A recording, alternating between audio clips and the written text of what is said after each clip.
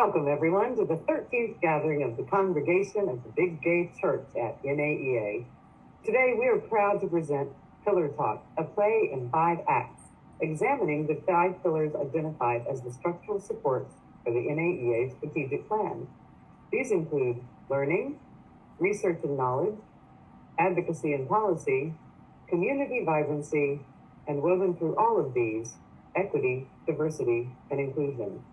Exploring these concepts today are Sister Sanders, Miss Jeanette, Sister Mary Carey, the Preacher's Kid, the Youth Groupie, and yours truly, Deacon Davenport. We invite you to have paper and marking implements at hand to record your thoughts as you enjoy this pageant. At the end, we will share a link where you can upload your visuals to continue the conversation. Now sit back, relax, and enjoy the service. Act 1, Learning, featuring musical ministry with Sister Mary Carey. Good afternoon, brethren, sistren, and in-betweenern. I am Sister Mary Carey, recent appointee as Minister of Music, assuming the role so expertly filled by Brother Love for the prior decade. As postulant of the Big Gay Church, the past year has been a time of intense formation, prayer, and meditation on my calling to serve God's children. Specifically, I have been tasked with guiding youth in the practice of art, drama, and music. And I feel that in current times, our children need the arts more than ever. The lingering effects of COVID-19 have stripped away the ability of our youth to congregate safely in organized settings. The welcoming communities that traditionally form around the arts are fractured.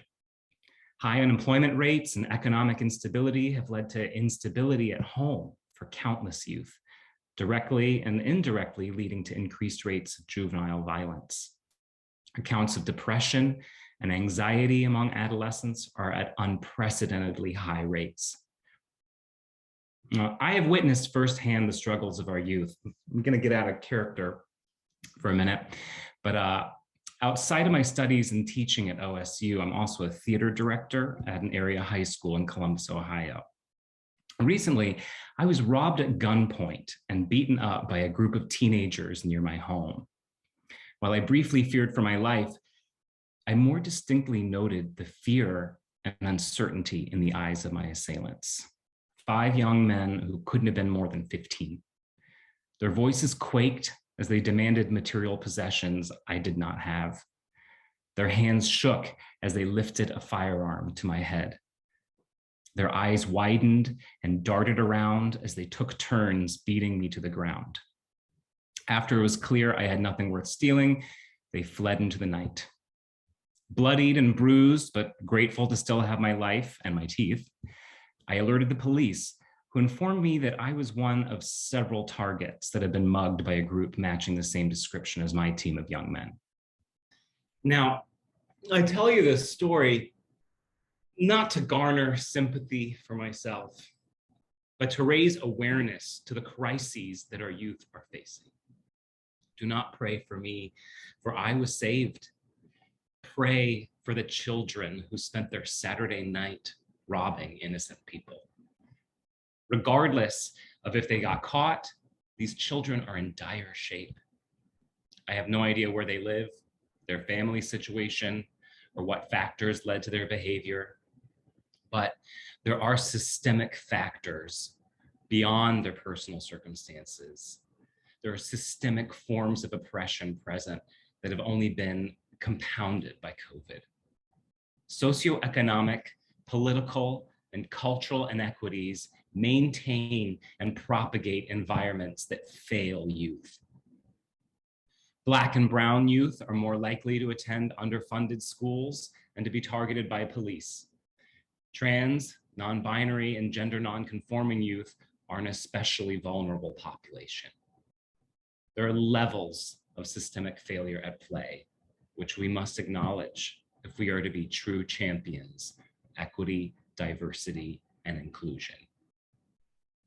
I don't claim to have concrete answers on how to save them or the countless other youth who find themselves in similar situations of desperation. But I know that within arts education, there are potential balms and deterrents for this type of behavior. Social and emotional learning are big buzzwords in school districts nationwide, with set standards for every grade level. Social and emotional learning are embedded holistically within arts education. For through the arts, we can build self-awareness, self-management, responsible decision-making, relationship skills, and social awareness. Through the arts, we build community. We build self-esteem, literacy, and empathy. A good educator has perspective to notice when youth are in crisis and the compassion to meet them where they are. To co-opt a quote from Dr. Julian Seifter, "You are not your illness. You have an individual story to tell. You have a name, a history, a personality. Staying yourself is part of the battle." Now, for today's musical offering, please join me for a contemporary song written by another famous Catholic, Stefani Germanotta, or Lady Gaga. In her song, Bad Kids, the refrain states, "Don't be insecure if your heart is pure. You're still good to me if you're a bad kid, baby." This is a message that we as educators must adopt and communicate with our youth as they struggle in new and complicated ways. And now I give you the world premiere video of Bad Kids by Lady Gaga. We don't care what people say, we know the truth. Enough is enough of this horseshit. I am not a freak, I was born with my freedom. Don't tell me I'm less than my freedom.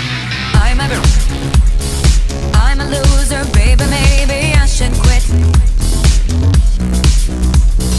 I'm a jerk, wish I had the money, but I can't find work. I'm a brat, I'm a selfish punk, I really should be smacked. My parents died till they got divorced, 'cause I ruined their lives.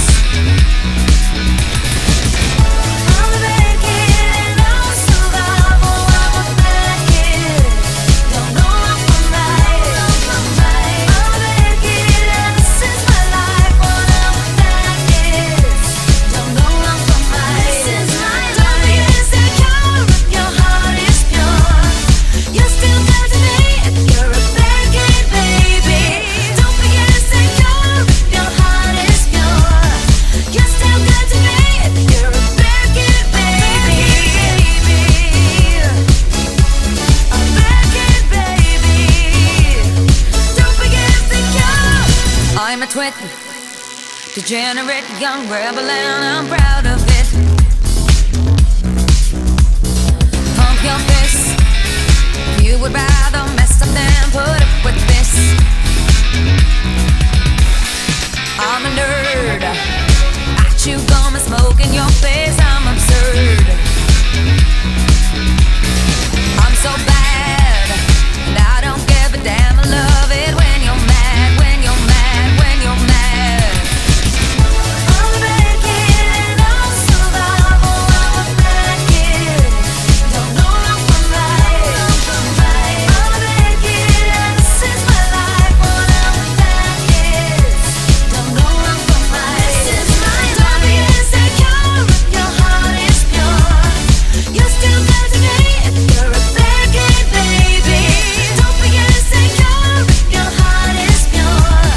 You're still good to me if you're a bad kid, baby. A bad kid, baby. Don't be insecure. I'm not that typical baby. I'm a bad kid like my mom and dad made me. I'm not that cool and you hate me. I'm a bad kid, that's the way that they made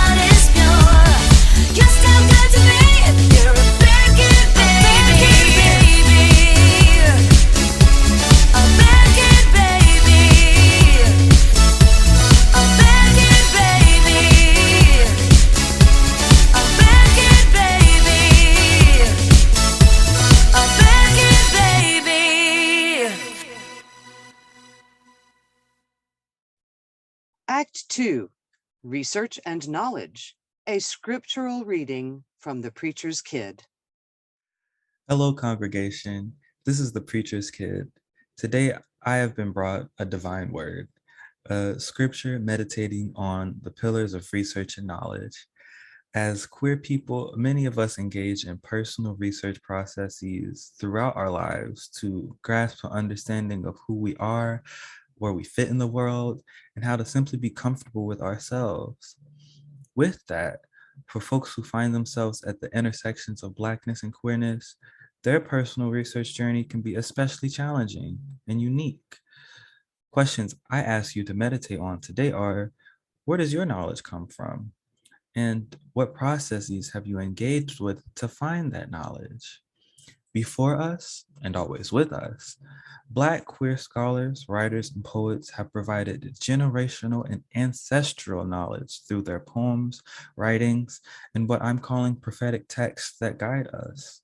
Langston Hughes, James Baldwin, Audre Lorde, and many more Black souls have enriched our spirits as we walk on our own paths of becoming. When I need to be reminded of who I am, my proud self, my angry self, my loving self, myself who was birthed of a Black mother, I think of a scripture, a word, a poem from June Jordan titled Kissing God Goodbye. She reminds us, our names become names of the iniquitous, the names of the accursed, the names of the tribes of the abomination, because my name is not Adam or Abraham. My name is not Moses, Leviticus, Solomon, Cain, or Abel. My name is not Matthew, Luke, Saul, or Paul. My name is not Adam. My name is female. My name is freedom. My name is the one who lives outside the tent of the Father. My name is the one who is the dark. My name is the one who fights for the end of the kingdom. My name is the one at home. My name is the one who bleeds. My name is the one with the womb. My name is female. My name is freedom. My name is the one the Bible despised. My name is the one astrology cannot predict. My name is the name the law cannot invalidate.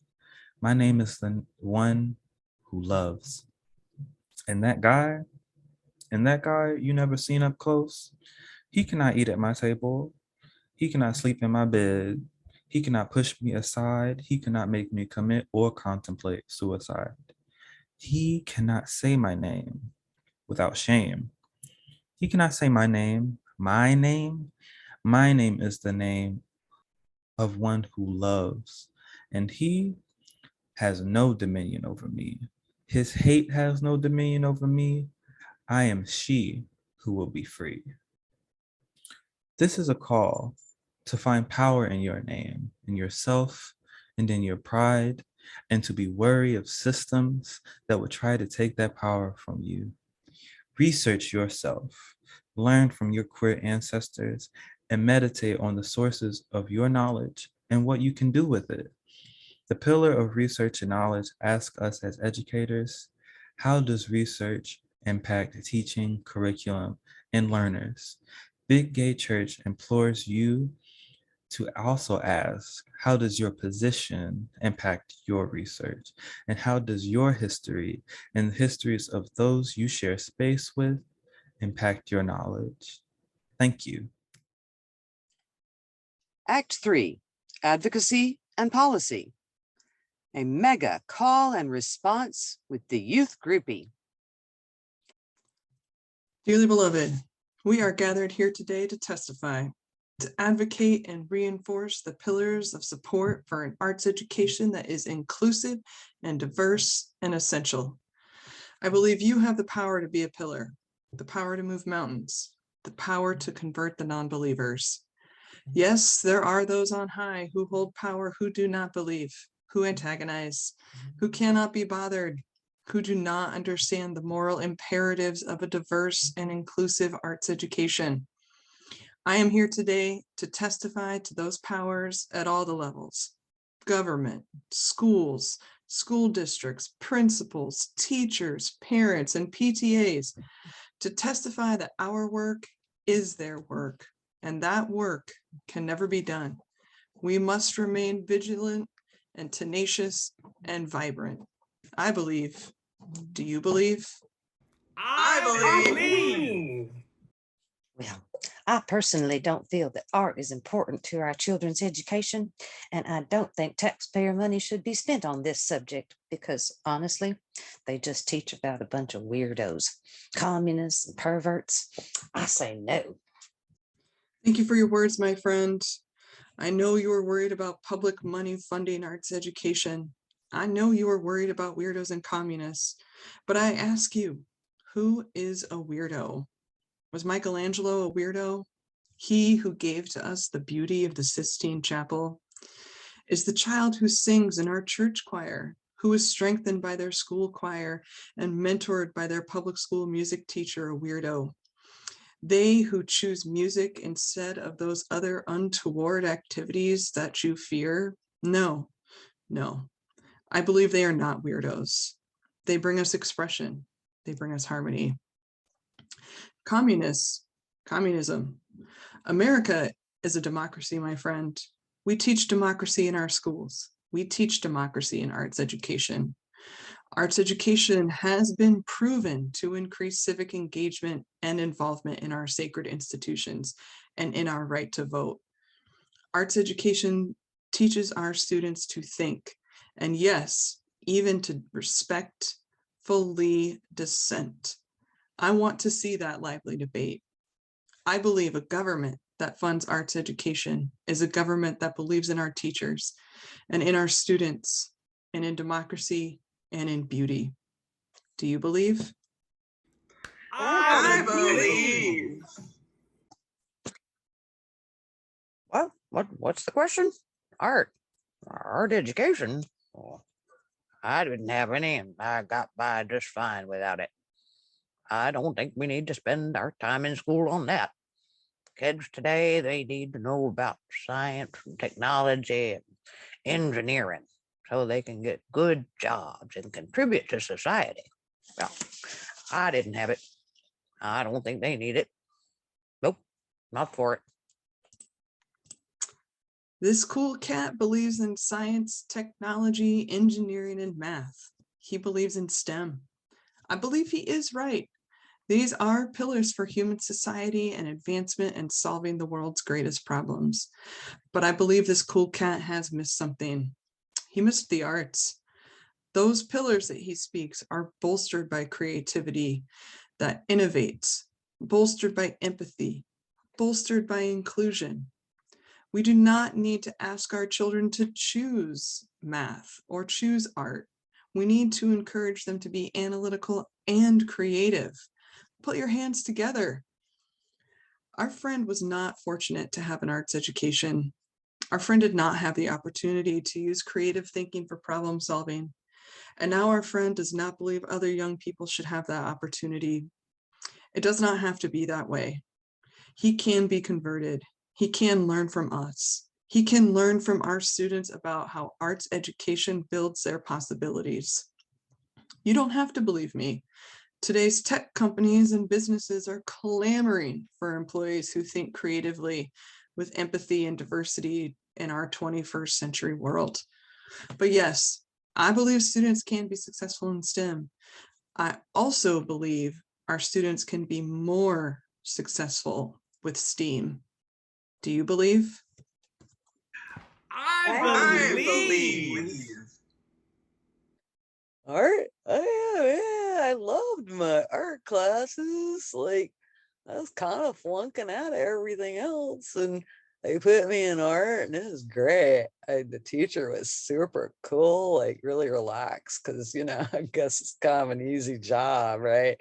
Yeah, we just hung out, and made stuff, and it was great. I loved that. Yeah, art's cool. All right, easy, eh?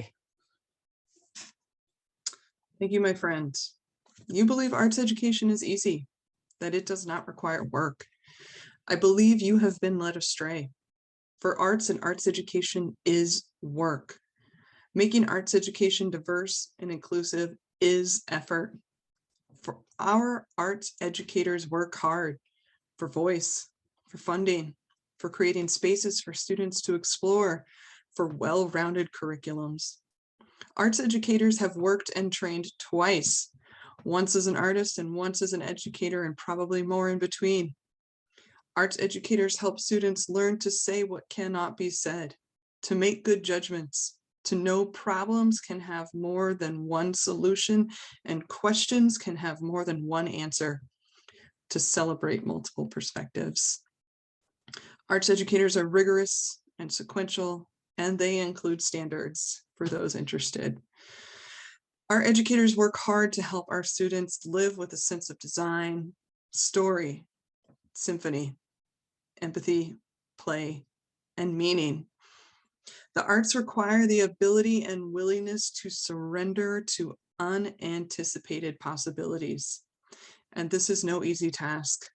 Any student who spent hours rehearsing for their role in a school play and the art educator who coordinated that performance can tell you that the arts take work, and that work is worth it.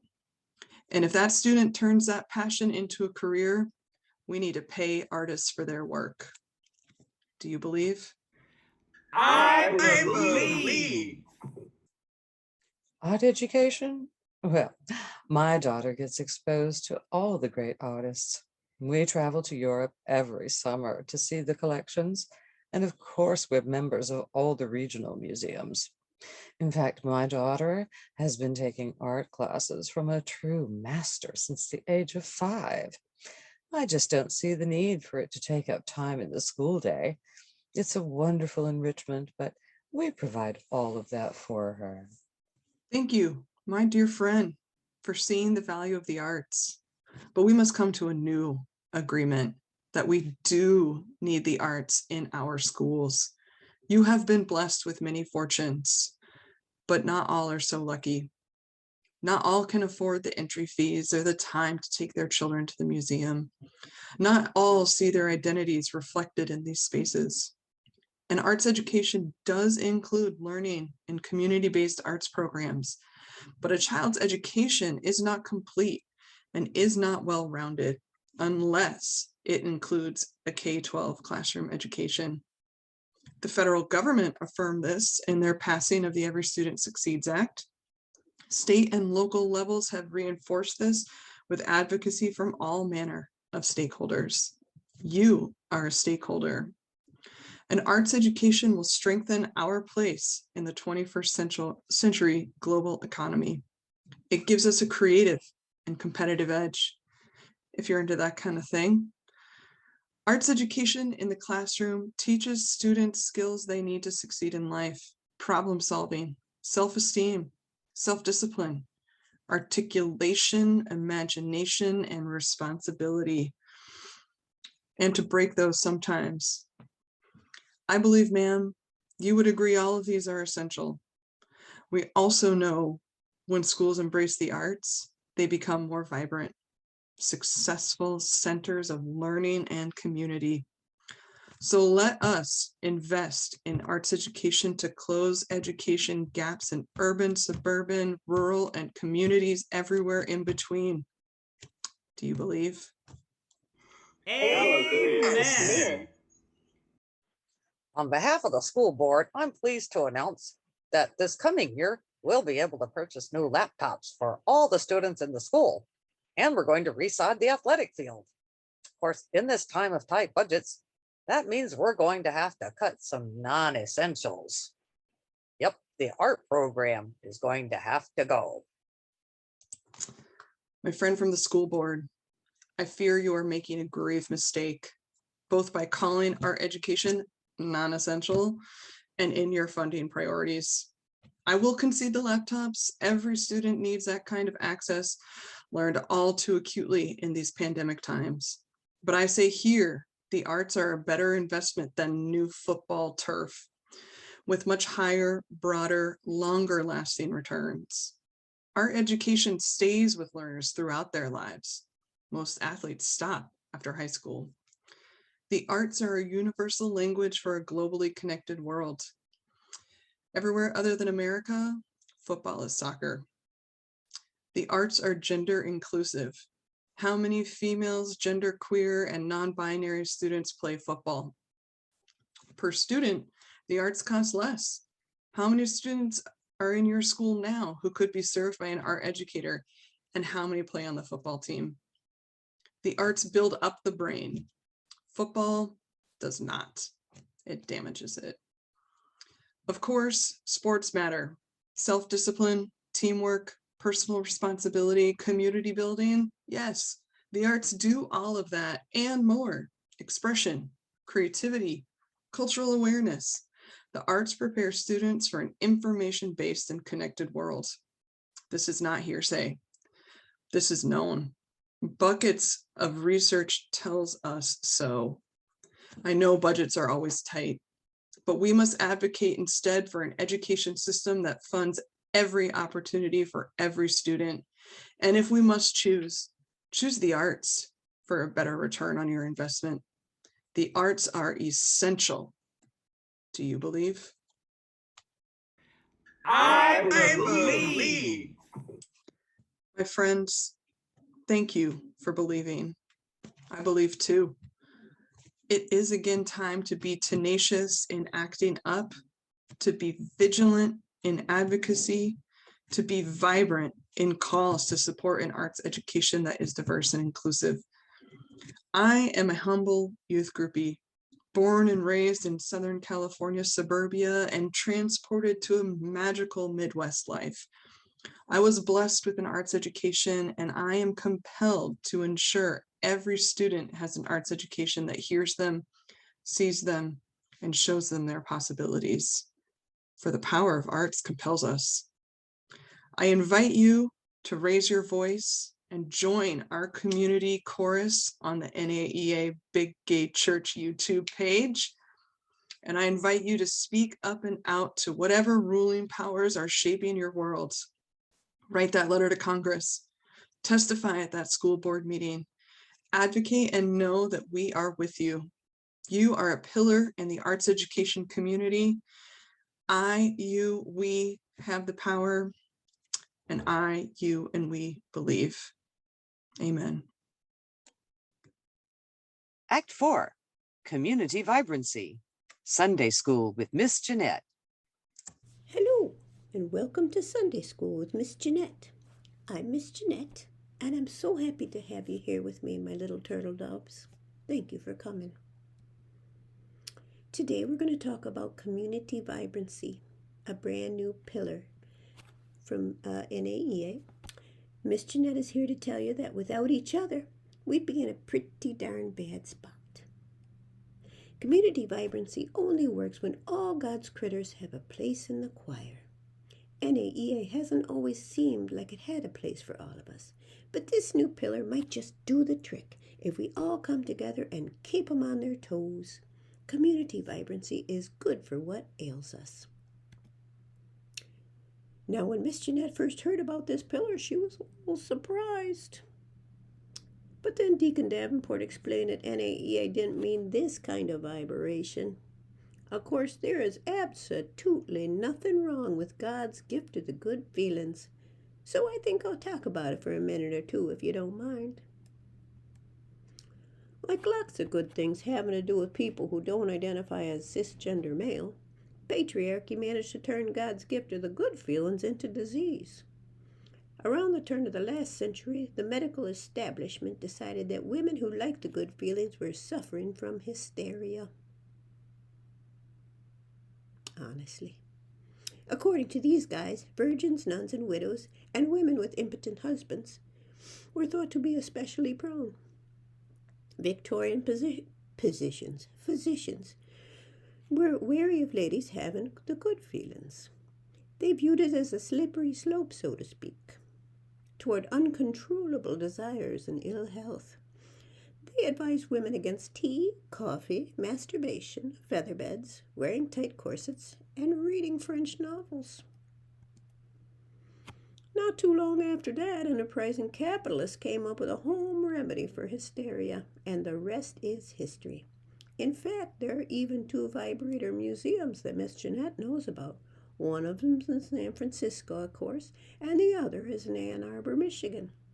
This may not be what NAEA had in mind with this pillar, but Miss Jeanette was sure that she wasn't the only one who had this idea when they first heard about the community vibrancy. Anywho, moving on. Apart from a mention of inclusion of all educators and a nod to youth voices, I have to say the objectives of this pillar are pretty darn ho-hum. We who care about justice have to really stay on top of this to make community of vibrancy actually vibrate. So, queer pioneers to the rescue. Miss Jeanette is excited to share with you the story of a radical friendship of queer pioneers Lorraine Hansberry, Nina Simone, and James Baldwin to show you what community vibrancy can be when it really vibrates. Here's a little clip of one of Nina Simone's songs to get us started.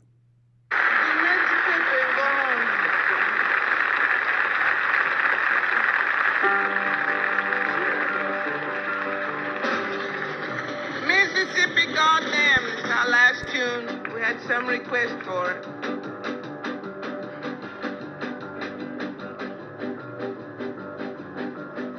Alabama's got me so upset. Tennessee made me lose my rest. And everybody knows about Mississippi, goddamn. Alabama's got me so upset. Tennessee made me lose my rest. Everybody knows about Mississippi, goddamn. Mercy! Queer pioneer leading Nina Simone telling it like it is. And it still is, isn't it, my little turtle doves? Nina was not afraid to say hard things in her pursuit of a more vibrant community. Like her friend Lorraine Hansberry, Nina Simone was young, gifted, and black, a triple threat. Here is a little movie that shows Nina fondly recalling Lorraine. Article in the New York Times on Lorraine Hansberry and a play downtown off Broadway called To Be Young, Gifted, and Black, produced by her. And there was a picture of her there. And it was a picture that I have seen many times before. But photography, as you know, has its own way of communicating, just its own mediums do. And all I can tell you is that this picture caught hold of me. And in her eyes, this will sound very strange, but not to people who are really hip. She kept trying to tell me something. I was sitting on the bed. And I remember distinctly saying, I would keep looking at the picture and keep looking at the picture. And of course, the memory of being with her many times kept flooding back in my memory. But I said, and I remember, inspiration is a very strange thing. Sometimes it just happens like a light. And I remember getting a feeling in my body. And I said, that's it. To be young, gifted, and black. That's all. And sat down at the piano at that moment and made up a tune. And it just flowed out of me. I knew what I wanted it to say in essence, but I couldn't get the words together. So I called up my musical director and told him what was on my mind, explained to him a little bit about Lorraine Hansberry because he didn't know her. And he captured the mood, and the song was born less than 2 days later. I loved Lorraine and drew inspiration from her, just as we should from one another. Nina really knew how to juice up the old community vibrancy. I love the way she talked about her affection for Lorraine Hansberry, another queer pioneer you should know more about. Lorraine inspired Nina, and so many of us. Let's learn a little bit more about her, okie dokie. Most people know Lorraine because of Raisin in the Sun, a super duper play that told the story of a black family who was trying to move into a Chicago neighborhood that had previously only been populated by white knuckleheads and numbskulls. The play came out when Lorraine was only 29 years old. She was the first black woman to have a Broadway show, the first black playwright, and the youngest American to receive the New York Drama Critics Circle Award for Best American Play in 1959, and the first Black American to win the Drama Desk Award. Sadly, she was taken from us way too early at the age of 34 when she died of cancer. Imagine what she might have done if she had lived longer. One more thing about Lorraine Hansberry. Lorraine Hansberry was queer. Miss Jeanette didn't know about this until she happened to see a little show at the Brooklyn Museum called Twice Militant, Lorraine Hansberry's Letters to the Ladder. Just so as you children are hip about this, as Nina might say. The Ladder was the first lesbian magazine in the US of A. Well, you would have had to use a big old rag to wipe the smile off of Miss Jeanette's face when she discovered this little bit of news. The show was called Twice Militant because of the something Lorraine said in an interview with Studs Terkel in 1959. She said, "Obviously, the most oppressed group of any oppressed group will be its women." She added, "Twice oppressed often become twice militant." I wonder if Lorraine had lived longer, would she have revised the statement to say that queer women of color are thrice oppressed, and so they might as well be 3 times as militant? I think so.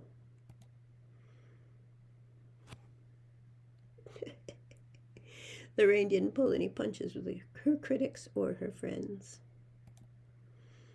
Lorraine and Nina were both friends with James Baldwin. Lorraine called him Jimmy, and Jimmy called her Sweets.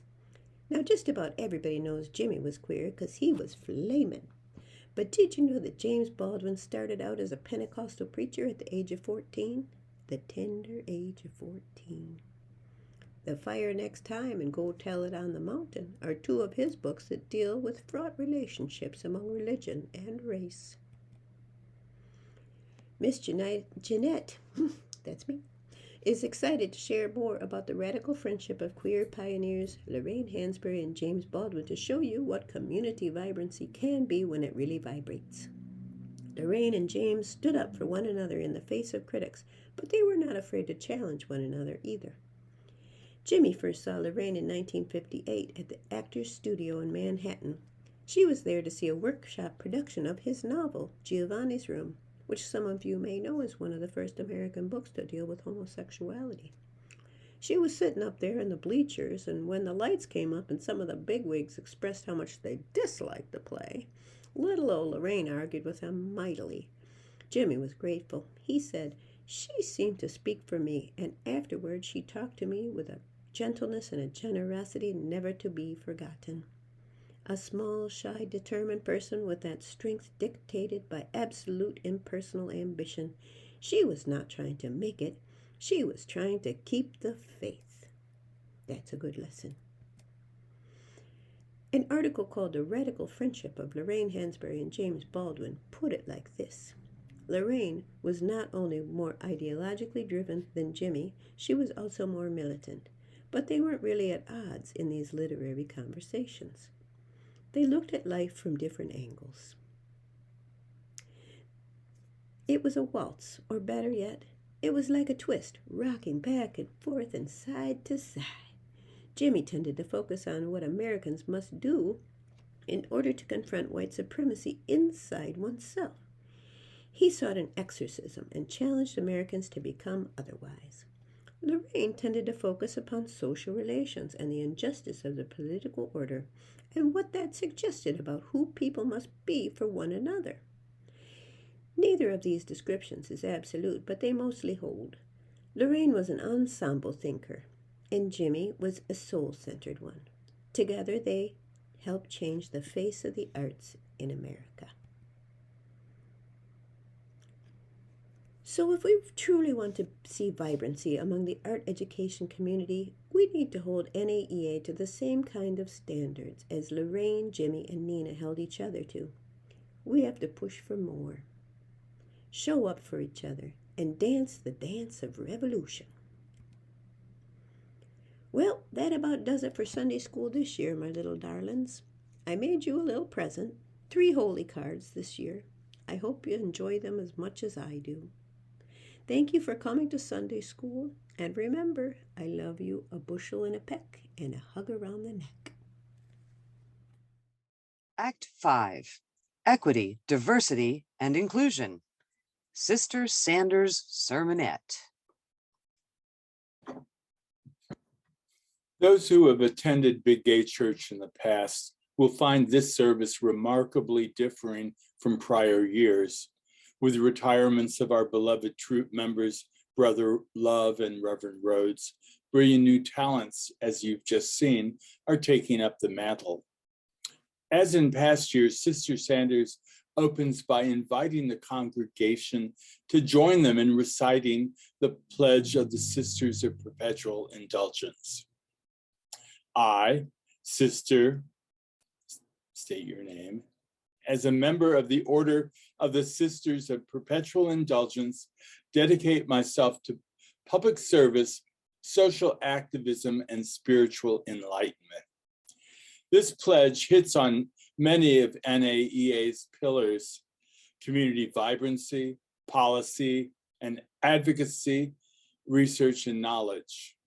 Sanders then usually shares an art history lesson, calling attention to either homophobic acts from the past or those in the present, or sex-positive portrayals that you'll find intermittently flashing before your eyes. Please talk back to our video. Call out what school level you sense a student would have the socio-emotional learning skills sufficient to wrestle with the work shown. Could your high school art students benefit from knowing more about artworks created in the face of the HIV/AIDS pandemic?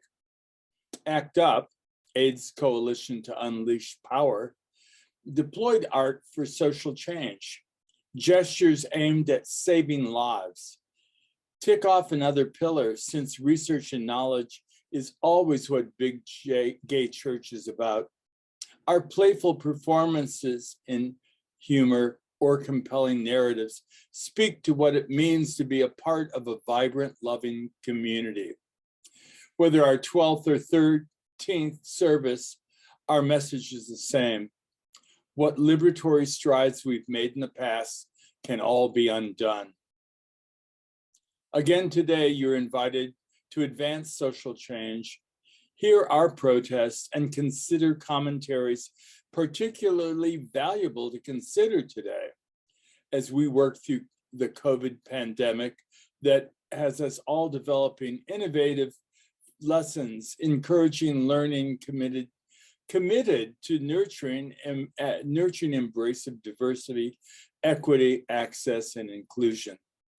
Today's service calls attention to a tangle of intersecting concerns raised across our 5 acts. The remarks Sister Sanders shares interweave pillars our actors have taken up individually. Being one poignantly aware of the devastating impact the AIDS pandemic has had on the arts community across the globe, how the disease disproportionately killed LGBTQ+ populations, people of color, those undergoing blood transfusions, and intravenous drug users, reusing needles. We're not evil people deserving punishment. We are heavenly creatures. Novice Mary Carey spoke of bad kids in Act 1, harmonizing with Lady Gaga and asserting we are all worthy of love, care, and inclusion. Poetic works like those of June Jordan, the Preacher's Kid, shared in Act 2, speak to our community, affirming its vibrancy and extending the reach of our advocacy commitments. In our teaching and learning about access, inclusion, and diversity, we can speak with poetic grace and exquisite imaginations, even if wrestling with troubling angels. Moving artworks can offer us comfort, just as at times they incite us into action. Act 3, our youth groupie shares their research on women art administrators' bodies and worlding activities, exploring embodied experiences through subjects, historic narratives, artifact construction, and meaning making, explored in moving dialogues art educators and policymakers are reminded how we make sense through dialogue, sharing struggles survived, and reflecting on social justice performances we must pursue if the tangle of intersecting concerns are to be organized in ways that make good trouble. Thank the Lord for John Lewis. Threads of access can be teased out and shared with our students when screening films like Crip Camp that chronicle the disruptive interventions differently abled students historically undertook to call attentions to obstacles thrown in paths of social progress.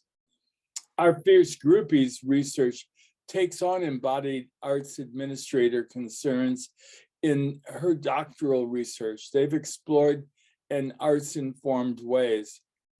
The tangle of challenges NAEA's 5 pillars take to task are those we've entertained for public gain. Recounting differences confronted in past reimaginings of justice, we inspire leaders of today and tomorrow to move liberatory labors forward. Our performing troupe questions how visual culture produces us, the sociocultural and economic tangles through which we move as arts learners, researchers, scholars, and community activists, and open a shed of space through which a weft of ripped shreds reassembled can be rewoven to create new cloths of understanding. These intersectional forces, when gently combed out and organized across pattern possibilities, can yield comforting functional fibers that may transform our colleagues' working environments, serving to share warmth and textural interests that can be advanced just as we encourage our students' learning.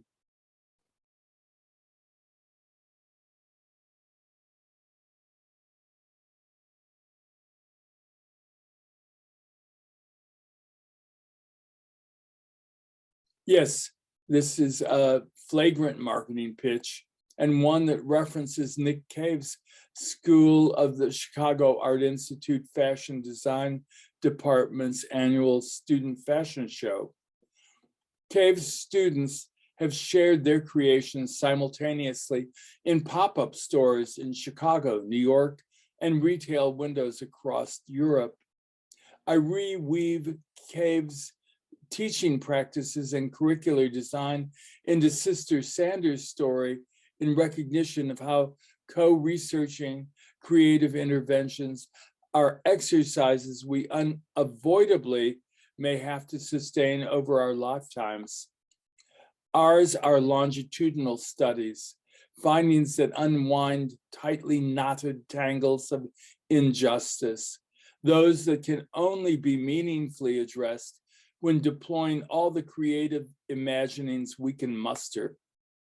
The complex of race, gender, sexuality, ability, and access are concerns we acknowledge are entangled in economic, socio-political contexts, and others we must confront, not necessarily head on, or by yanking tight tangled masses of twisted concern into tightened knots, but through our gentle massaging and combing of fibers, we perhaps can tame into manageable matters.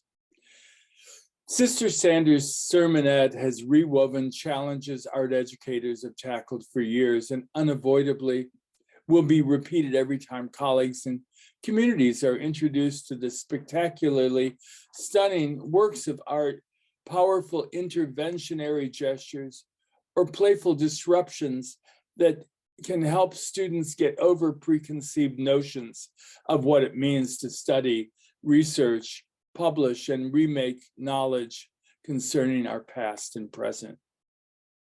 The State of My Rag Rug series report I intended to share today embody the love shared with those shaping me and co-celebrating the journeys on which we've traveled in the late 20th and early 21st century.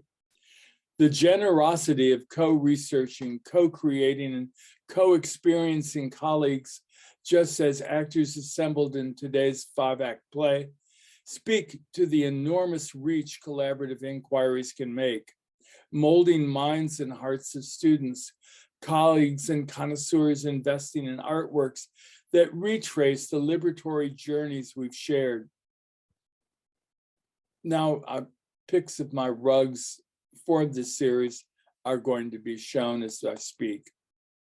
Our teachings and learning always already unfold across multiple sites, and through a tangled quagmire of messiness, we can at best reimagine, helping our students recognize the intersecting impacts of social media, commerce, race, national identity, spiritual access, alliances, and notions of inclusions may benefit and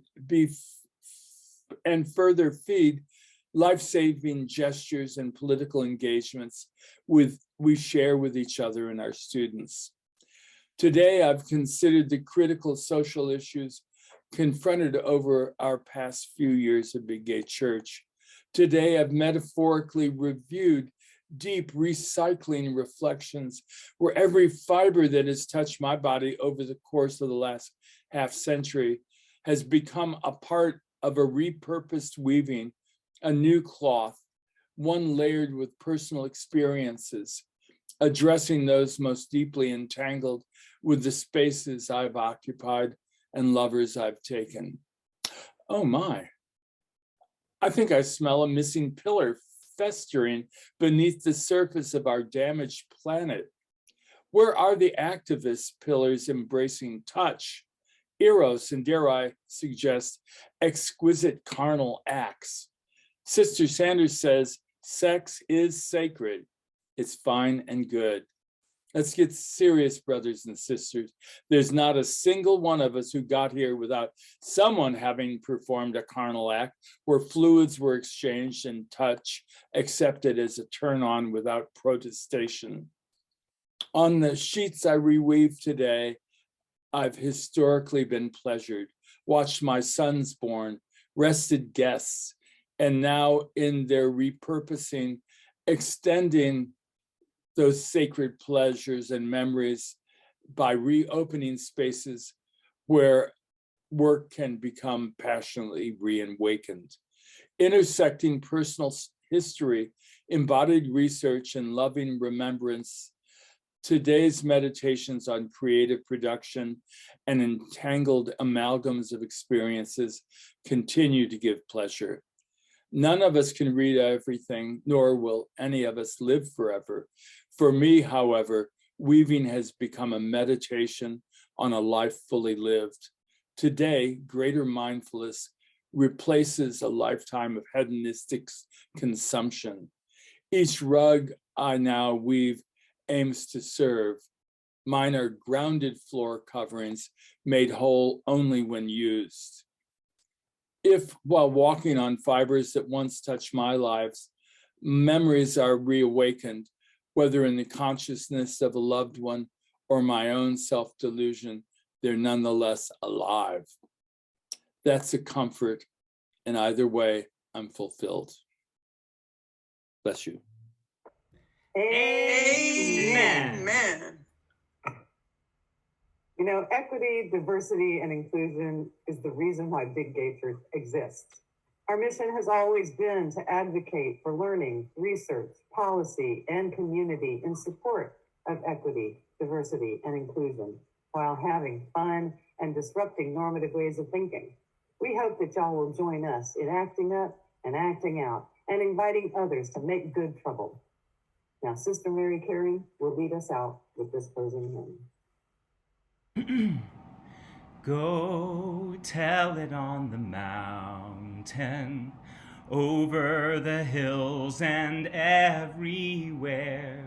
Go tell it on the mountain, these truths are raging on. 5, 6, 7, 8, go tell it on the mountain.